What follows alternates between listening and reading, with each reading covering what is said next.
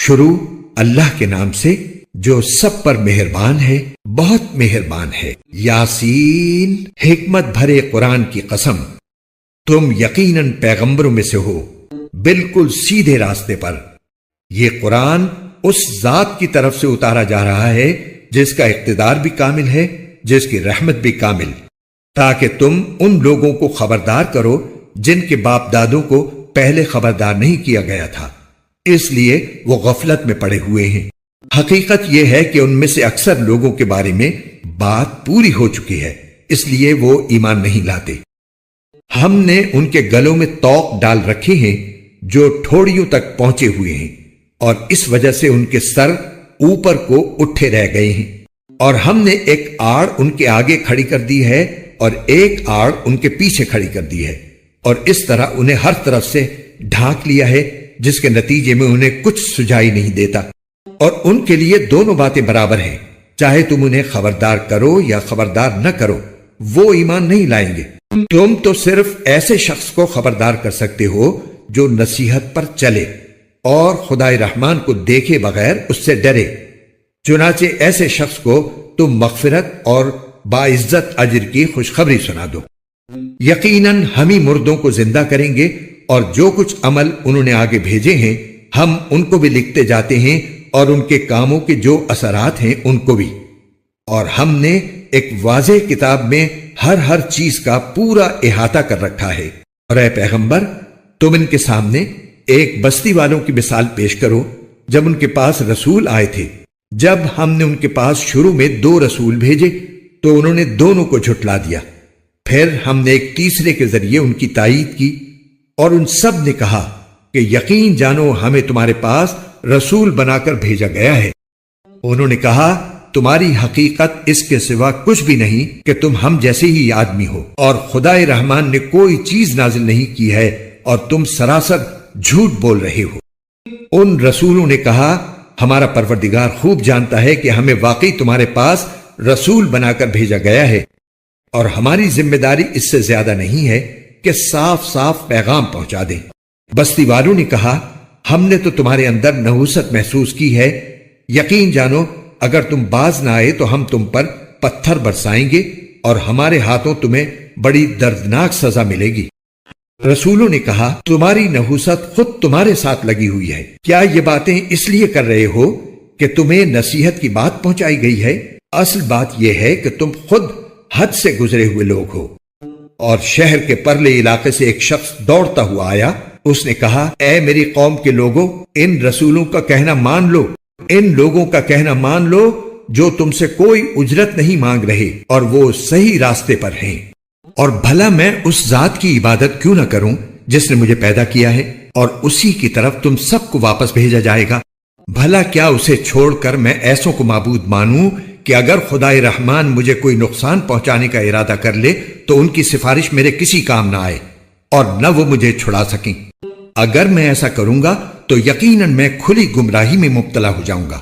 میں تو تمہارے پروردگار پر ایمان لا چکا، اب تم بھی میری بات سن لو۔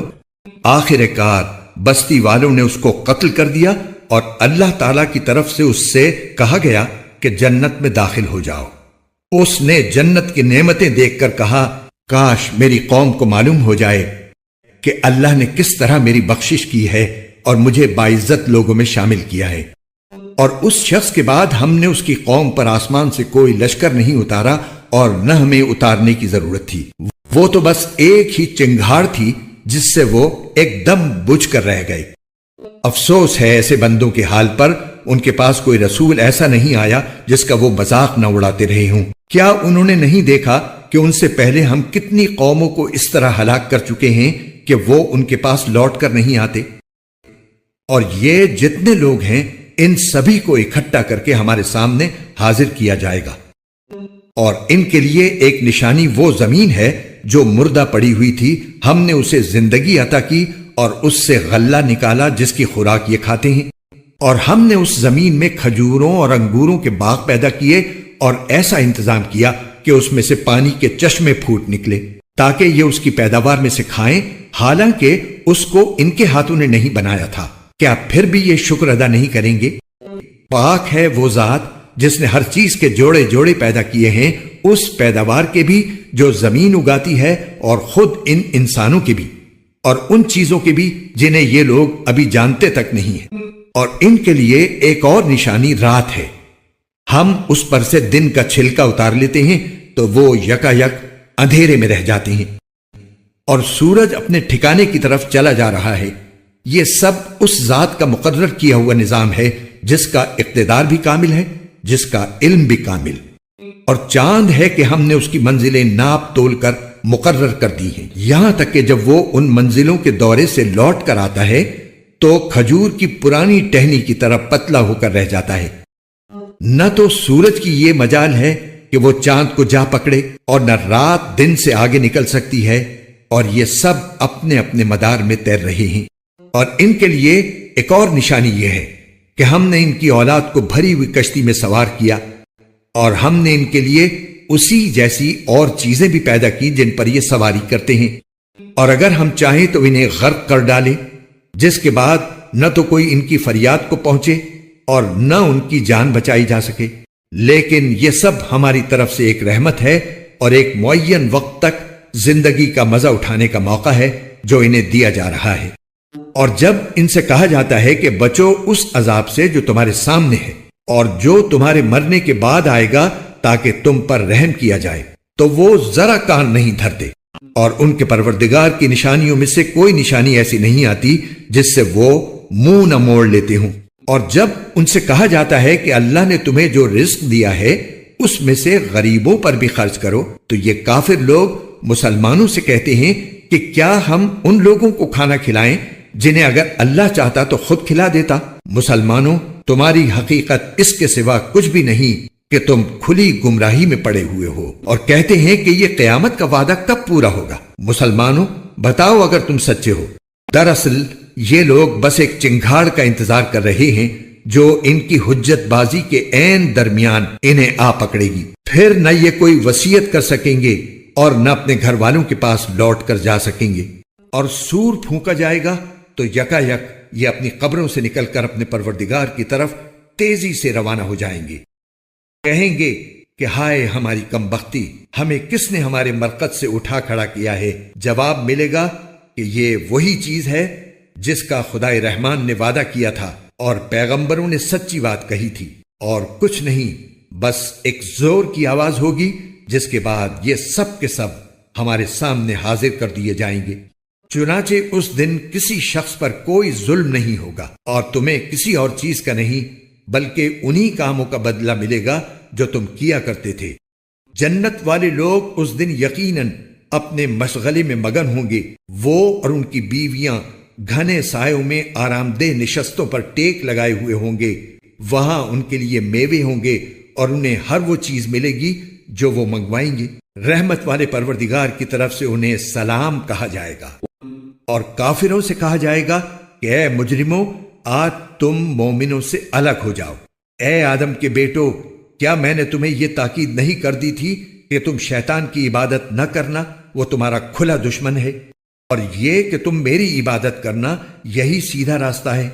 اور حقیقت یہ ہے کہ شیطان نے تم میں سے ایک بڑی خلقت کو گمراہ کر ڈالا۔ تو کیا تم سمجھتے نہیں تھے؟ یہ ہے وہ جہنم جس سے تمہیں ڈرایا جاتا تھا، آج اس میں داخل ہو جاؤ کیونکہ تم کفر کیا کرتے تھے۔ آج کے دن ہم ان کے منہ پر مہر لگا دیں گے، اور ان کے ہاتھ ہم سے بات کریں گے، اور ان کے پاؤں گواہی دیں گے کہ وہ کیا کمائی کیا کرتے تھے۔ اور اگر ہم چاہیں تو یہی دنیا میں ان کی آنکھیں ملیا میٹ کر دیں، پھر یہ راستے کی تلاش میں بھاگے پھریں، لیکن انہیں کہاں کچھ سجھائی دے گا۔ اور اگر ہم چاہیں تو ان کی اپنی جگہ پر بیٹھے بیٹھے ان کی صورتیں اس طرح مسخ کر دیں کہ یہ نہ آگے بڑھ سکیں اور نہ پیچھے لوٹ سکیں۔ اور ہم جس شخص کو لمبی عمر دیتے ہیں اسے تخلیقی اعتبار سے الٹ ہی دیتے ہیں، کیا پھر بھی انہیں عقل نہیں آتی؟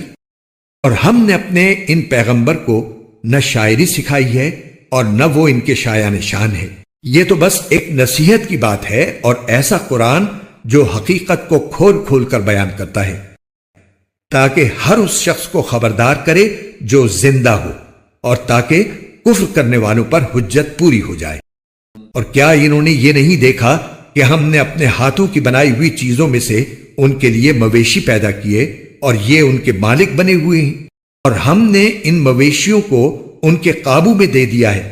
چنانچہ ان میں سے کچھ وہ ہیں جو ان کی سواری بنے ہوئے ہیں اور کچھ وہ ہیں جنہیں یہ کھاتے ہیں۔ نیز ان کو ان مویشیوں سے اور بھی فوائد حاصل ہوتے ہیں اور پینے کی چیزیں ملتی ہیں، کیا پھر بھی یہ شکر نہیں بجا لائیں گے؟ اور انہوں نے اللہ کو چھوڑ کر اس امید پر دوسرے خدا بنا رکھے ہیں کہ انہیں ان سے مدد ملے، حالانکہ ان میں یہ طاقت ہی نہیں ہے کہ ان کی مدد کر سکیں، بلکہ وہ ان کے لیے ایک ایسا مخالف لشکر بنیں گے جسے قیامت میں ان کے سامنے حاضر کر لیا جائے گا۔ غرض اے پیغمبر، ان کی باتیں تمہیں رنجیدہ نہ کریں، یقین جانو ہمیں سب معلوم ہے کہ یہ کیا کچھ چھپاتے اور کیا کچھ ظاہر کرتے ہیں۔ اور کیا انسان نے یہ نہیں دیکھا کہ ہم نے اسے نطفے سے پیدا کیا تھا، پھر اچانک وہ کھلم کھلا جھگڑا کرنے والا بن گیا؟ ہمارے بارے میں تو وہ باتیں بناتا ہے اور خود اپنی پیدائش کو بھلا بیٹھا ہے۔ کہتا ہے کہ ان ہڈیوں کو کون زندگی دے گا جبکہ وہ گل چکی ہوں گی؟ کہہ دو کہ ان کو وہی زندگی دے گا جس نے انہیں پہلی بار پیدا کیا تھا، اور وہ پیدا کرنے کا ہر کام جانتا ہے۔ وہی ہے جس نے تمہارے لیے سرسبز درخت سے آگ پیدا کر دی ہے، پھر تم ذرا سی دیر میں اس سے سلگانے کا کام لے لیتے ہو۔ بھلا جس ذات نے آسمانوں اور زمین کو پیدا کیا ہے، کیا وہ اس بات پر قادر نہیں ہے کہ ان جیسوں کو دوبارہ پیدا کر سکے؟ کیوں نہیں، جبکہ وہ سب کچھ پیدا کرنے کی پوری مہارت رکھتا ہے۔ اس کا معاملہ تو یہ ہے کہ جب وہ کسی چیز کا ارادہ کر لے تو صرف اتنا کہتا ہے کہ ہو جا، بس وہ ہو جاتی ہے۔ غرض پاک ہے وہ ذات جس کے ہاتھ میں ہر چیز کی حکومت ہے، اور اسی کی طرف تم سب کو آخر کار لے جایا جائے گا۔